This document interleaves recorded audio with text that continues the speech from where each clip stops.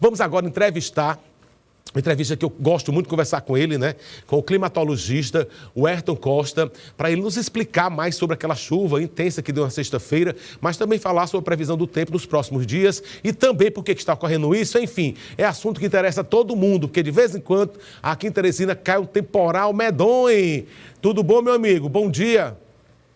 Bom dia, meu querido. Bom estar falando contigo. Valeu. Depois a gente fala dessa situação atual, né? Mas é sempre bom lembrar que Teresina já passou aí quase com a tempestade, né? No Réveillon atrasado, aí foram vários portos que foram ao chão, fiação elétrica, deu um prejuízo imenso em toda a cidade. Foi uma ventania muito grande, mas anos anteriores também tiveram ventanias que levantaram aí teto de posto de gasolina, derrubou outdoor, não é? Mas isso...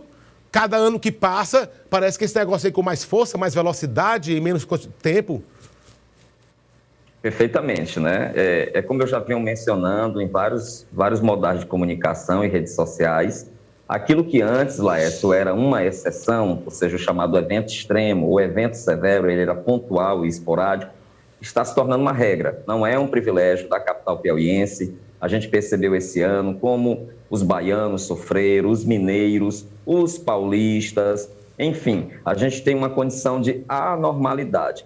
O tempo e o clima não estão dentro da régua, estão fora do padrão. E, consequentemente, nós sabemos que esses transtornos, né, são vivenciados pela população.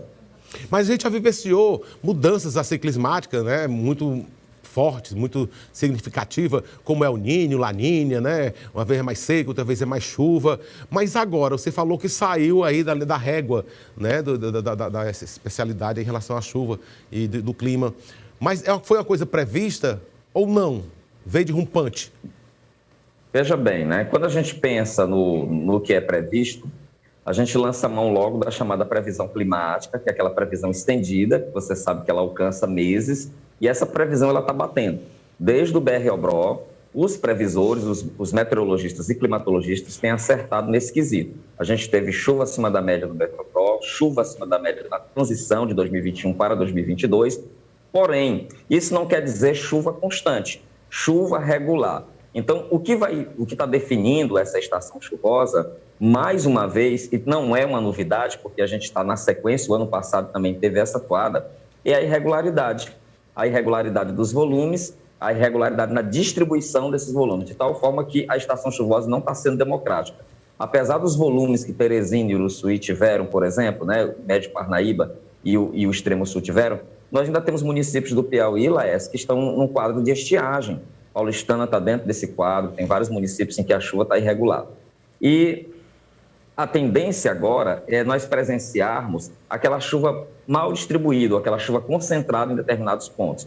O que aconteceu em Teresina é muito sintomático dessa realidade que nós vivemos. Não havia um alerta, vamos dizer assim, apontando chuvas intensas. Quando o alerta foi emitido, estava muito em cima. Quando os órgãos oficiais detectaram a possibilidade de uma normalidade, já estava bastante em cima, porque nós tínhamos chuva distribuída de norte a sul do estado, chuva moderada, tinha ali na região do Vale do Longa Chuva, tinha a região na altura de Castelo, região da Confederação Valenciana, e aí uma nuvenzinha desgarrou ali de Valença, nuvem muito pequena, foi até Alto Longar, e em Alto Longar ela ganhou muita força. Foi essa nuvem que atingiu Teresina de forma muito isolada, com muita descarga elétrica, com quantidade exponencial de raios sobre o sítio urbano de Teresina, rajada de vento que nós não temos nem como mensurar por estação, porque as estações não mediram, porém a gente pode fazer uma aferição pelos danos, ventos superiores a 60 km por hora, e um volume de chuva, né, que todos perceberam, que foi bastante expressivo e concentrado. Ou seja, quando você tem um volume grande de chuva, num intervalo de tempo muito pequeno, a gente categoriza aquele evento como severo e de alto risco. Eu acho que na altura do campeonato, Teresina já devia ter, tipo como tem alguns países que tem terremoto, que tem furacão, é uma sirene, né? Uma sirene e de tal lugar, por exemplo, ali da Avenida Jockey Club até a João 23, pronto, ali ninguém passa, pode ser uma chuva pequena ou chuva grande, mas porque tem risco de vir uma água muito forte, né?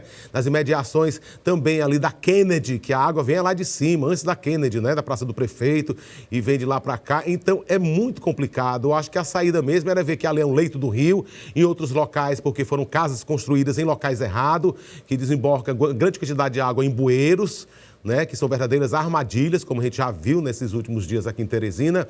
Então, eu acho que a mudança que tem que ter, até mesmo de, como é que eu digo assim, de ligação de vocês, climatologistas, com o poder público, com até mesmo a polícia, a S-Trans, não é isso? Tem um conjunto de ideias, de atitudes a serem tomadas para não interditar uma rua só depois que aconteça desastres, né?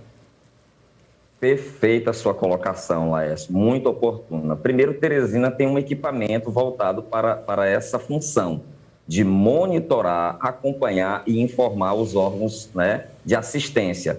Chama-se Observatório do Clima de Teresina. Foi inaugurado em maio e nunca funcionou, meu amigo. O prédio, inclusive, está localizado dentro do Parque da Cidade, do lado da Secretaria de Meio Ambiente, e até hoje nós esperamos o funcionamento desse centro, que teria uma função educacional e de monitoramento. Apesar disso, apesar dessa ausência desse equipamento, da forma como ele foi planejado e inaugurado, a Defesa Civil Municipal tem trabalhado arduamente. Eu quero aqui parabenizar o Carlos Ribeiro, o Marcos Rolfo pelo trabalho, mas a gente sabe que isso, Lécio, como você mencionou de forma muito inteligente, envolve um conjunto de esforços, né? É o poder público municipal, são os agentes privados, principalmente os agentes imobiliários, que têm que trabalhar em parceria para repensar o processo de expansão da malha urbana.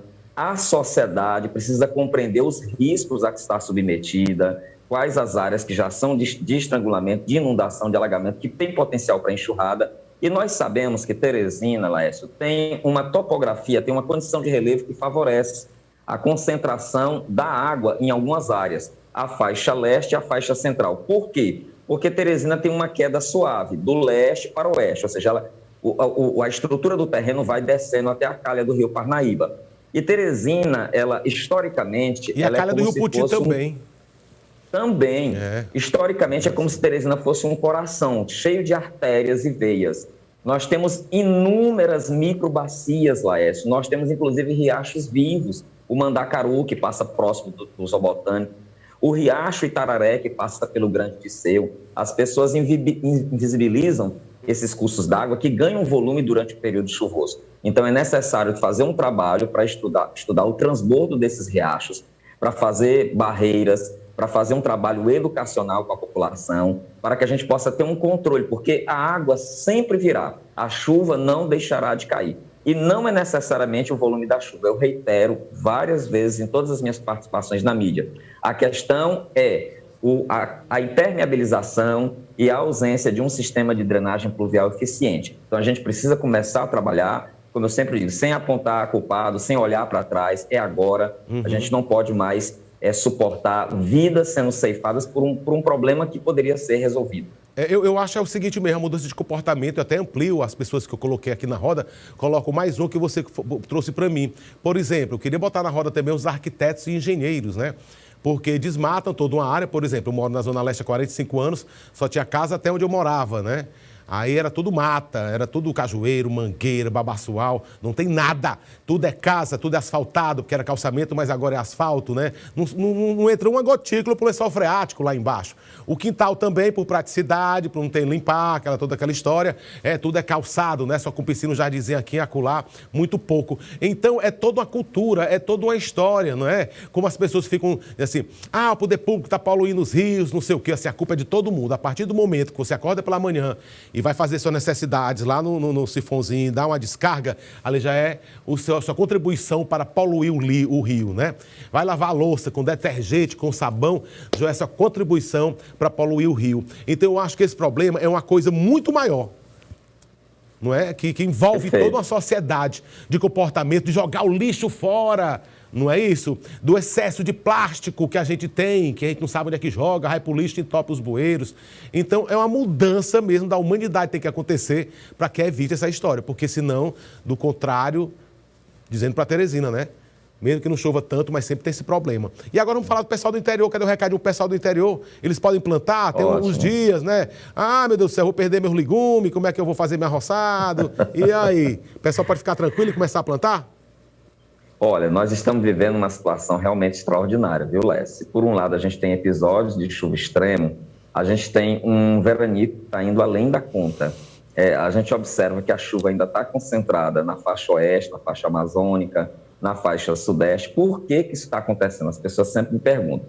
A chuva, ela precisa de um transporte para ela. Ela está lá no oceano, a água está no oceano, está sobre o mar e precisa de uma força, de um corredor de vento que traga ela para nós.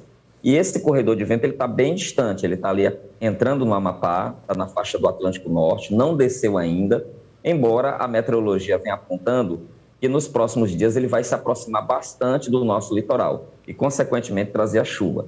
Então, esse intervalo que nós tivemos entre as chuvas concentradas de janeiro e o começo de fevereiro, ele foi revelador do distanciamento. É como se o Nordeste inteiro está sofrendo isso. Ficasse refém, sem um sistema para trazer a água sobre o mar. Então, até esse sistema começar a atuar, a gente vai conviver, Laércio, com o fenômeno da chuva pontual, da chuva esporádica, em alguns momentos da chuva extrema. Então, o comportamento de fevereiro está muito parecido com o comportamento de novembro. E olha que este fevereiro está bem diferente do fevereiro do ano passado. Se a gente considerar que o ano passado não foi um ano bom de chuva, mas o mês de fevereiro foi acima da média, a gente percebe que não há um padrão, não está se repetindo, ou seja, as médias anuais elas não se repetem, o que mostra a característica irregular, muito vinculada ao fenômeno do aquecimento global, né, a essa irregularidade na distribuição da energia. Mas eu gostaria de tranquilizar o homem do campo, a chuva vem, sabe? Nós temos uma previsão trimestral muito otimista, né? Eu acredito muito no trabalho dos pesquisadores do INPE, CPTEC, do INMET, vinculado ao Ministério da Agricultura, da FUNSEMI do Ceará, que apontou que o trimestre fevereiro, março e abril será chuvoso no Nordeste brasileiro. Então, a semana caçadeira da Semana Santa vai ser de fartura? Eu estou na expectativa, né, Laércio? Nós que temos um pezinho no interior, a gente sempre sonha com os legumes, com a macaxeira, com o milho, com a melancia, com a abóbora, com a batata. O quiabo e o maxixe, então, hein? Então, eu estou na expectativa, eu viajo muito, tenho muitos amigos. Inclusive, eu trouxe uma melancia deliciosa, um abraço pessoal de Castelo, estão lá produzindo, né? As duras penas, né? Está muito quente, muito seco e tem muita pujança no nosso interior, tem muito potencial. Valeu, então. Então, só para a gente encerrar a nossa conversa, choveu forte, não sai de casa, não passe nas ruas que já são anunciadas, que alagam como sempre, né? Exatamente. A gente tem que ter um cuidado redobrado com aquelas áreas tradicionais, que são áreas em que o escoamento superficial, o que é o escoamento superficial? Aquela água que transforma uma rua em um rio. Então, não tente atravessar. O Corpo de Bombeiros ele é muito assertivo. A água acima do pneu é risco, né? Então, você pode aquaplanar, o carro pode parar, você pode ser arrastado. A gente tem N exemplos de que essa situação pode desembocar em uma tragédia. E sempre muita cautela com a questão do abrigo. Buscar não significa ir para embaixo de uma árvore. Altíssimo risco da árvore tombar por um vendaval, descarga elétrica. Vá para dentro da sua casa ou fique no interior do seu veículo, numa área segura, para se proteger das descargas e dos vendavais. Muito obrigado, então, Ayrton Costa, por esses esclarecimentos importantíssimos aqui para o telespectador de Cidade Viva. Bom dia para você, boa tarde. Boa tarde, meu querido. Forte abraço. Valeu, até breve.